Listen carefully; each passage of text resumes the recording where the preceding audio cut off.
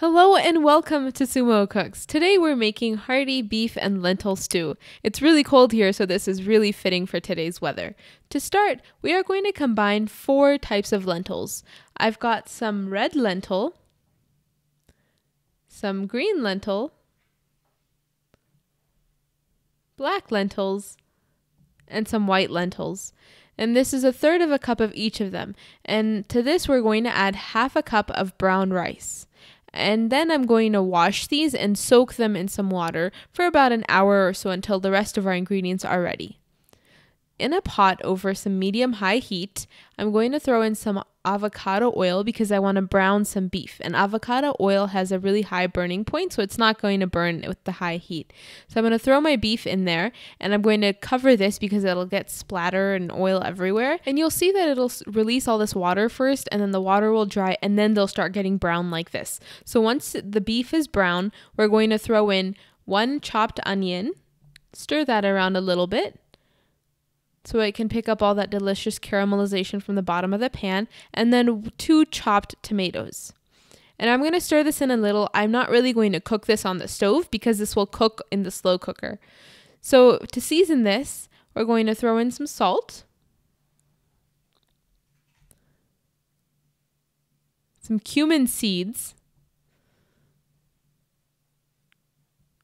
red chili powder, and some turmeric.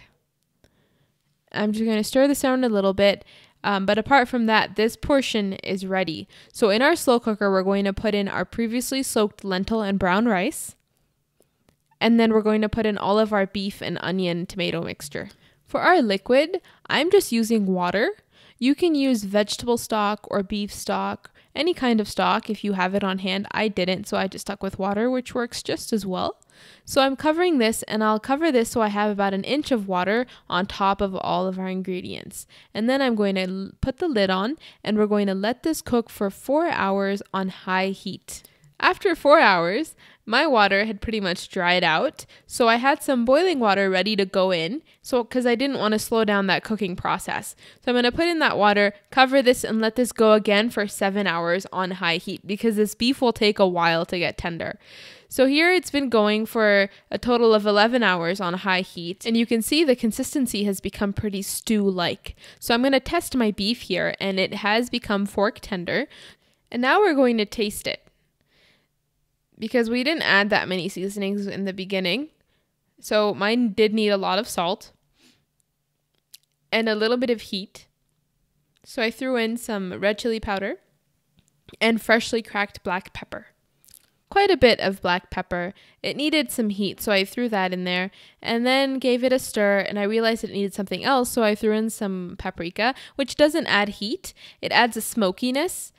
So that gave it a really nice flavor, and I plated this with some fried onions and some mint leaves, and it was so satisfying. It was very delicious, and it was really easy to make. So please try this out. Let us know what you think, and thank you so much for watching.